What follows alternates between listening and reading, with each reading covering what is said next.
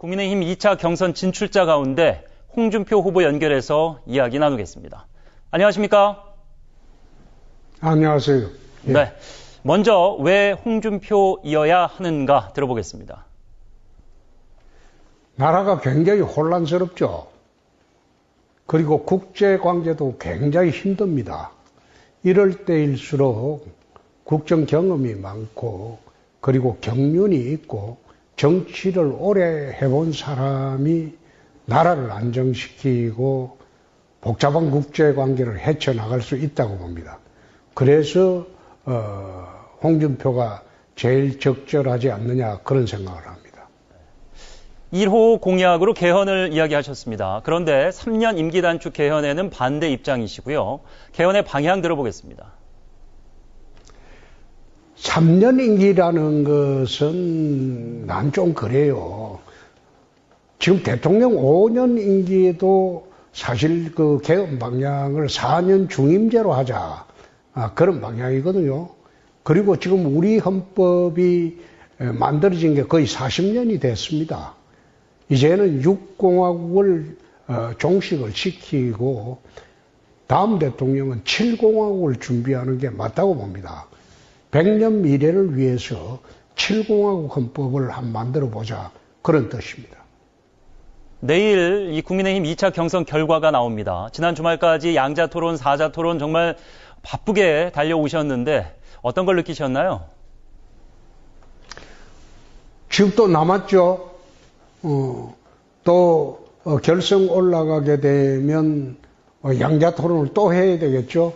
그리고 또 한덕수 대행이 나오면 거기도 원샷 국민 경선을 또 해야 되겠죠. 우리가 후보가 되는 경우가 굉장히 지금 복잡해졌네요.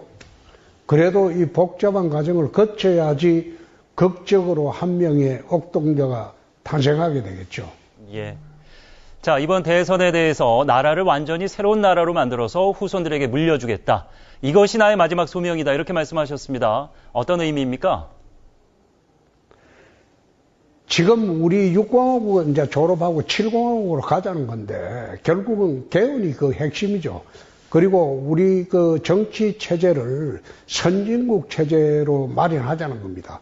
정치뿐만 아니라 경제, 사회, 문화, 교육, 대북, 그리고 국제관계도 선진국에 걸맞는 선진국 체제를 만들어주고 우리가 물러나자는 그런 뜻입니다. 큰 이변 없이 민주당에서는 이재명 후보로 후보가 결정이 됐습니다. 대선에 나가신다면 이제 맞붙어야 되는데 어떤 생각 갖고 계십니까? 이재명 후보가 된 것은 당연하겠죠. 그렇지만은 저는 전과사범의 중범죄자로 기소되어 있는 사람이 대선에 나오는 것은 이번에 처음 봤습니다. 그래서 그것도 아주 비상식으로 봅니다. 중범죄자가 다스리는 나라가 됐어야 되겠습니까?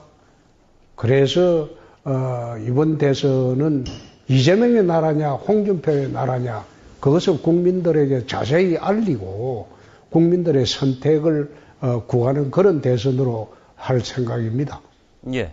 앞서서 한덕수 대통령 권한대행 얘기를 잠깐 해주셨는데 아직 본인이 등판한다 이야기는 없습니다만 가능성이 꽤 큰 걸로 알려지고 있습니다. 만약에 대선에 나온다면 입장을 좀 달리해서 단일화도 생각이 있다 이렇게 말씀하셨죠? 입장을 달리하는 게 아니라 처음 나온다고 했을 때 나는 비상식적으로 봤죠. 지금은 한대행은 대선을 중립적으로 관리해야 할 입장이고 한미 관세 전쟁도 아주 복잡해요.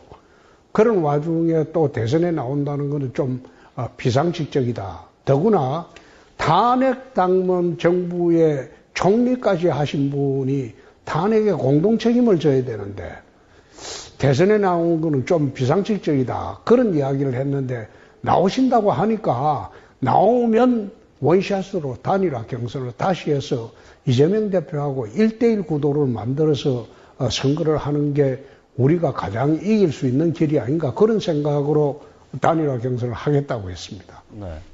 한덕수 권한대행이 등판을 한다면은 국민의힘 입장에서는 컨벤션 효과가 좀 있다고 보십니까? 컨벤션 효과가 크게 있겠죠. 한덕수 대행을 파고를 넘지 않고는 우리가 지금 이재명 후보하고 1대1 대결을 하기가 어렵기 때문에 저는 한덕수 대행이 나와서 단일화 경선을 해주는 것이 정말 이 선거를 무난하게 치르는데 큰 도움이 될 것이다. 그런 생각을 합니다.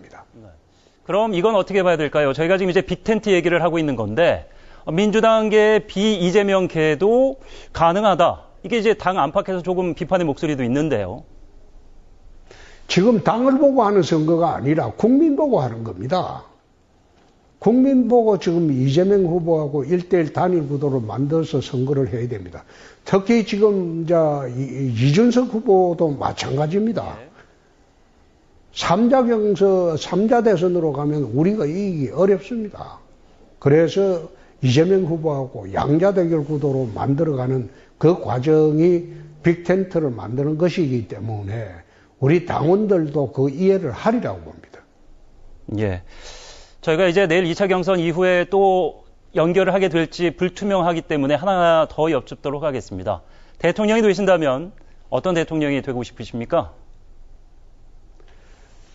지금 우리나라가 노무현 대통령 이래로 한 20여 년간 보수 진보의 대립, 좌우의 대립으로 굉장히 혼란스럽습니다. 이번 탄핵도 결국은 좌우 공존을 못했기 때문에, 보수 진보 공존을 못했기 때문에 이런 혼란과 불안이 계속되는 겁니다. 홍준표가 대통령이 되면 좌우가 공존하는 나라, 보수 진보가 공존하는 나라, 그렇게 해서 국익을 기준으로 모든 것이 판단되고 또 결정이 되는 그런 나라를 만들고 싶습니다. 예, 많은 시청자 국민들이 지금 말씀하신 그런 지도자를 바라지 않을까 생각이 됩니다. 끝으로 저희 OBS 시청자, 경인 지역 시청자들께 한 말씀 부탁드립니다. 경기도하고 서울도 일부 보고 있습니다. OBS 시청자들이 많습니다.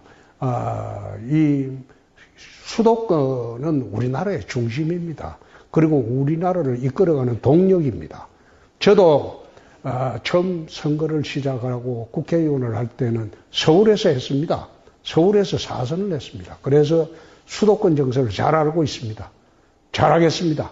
꼭 우리 당을 지지해서 홍준표의 나라를 만드는 데 도와주시기 바랍니다. 감사합니다. 자, 좋은 결실 있기를 기대하면서 건강 잘 챙기시기 바랍니다. 오늘 말씀 고맙습니다. 고맙습니다. 네, 홍준표 후보와 함께했습니다.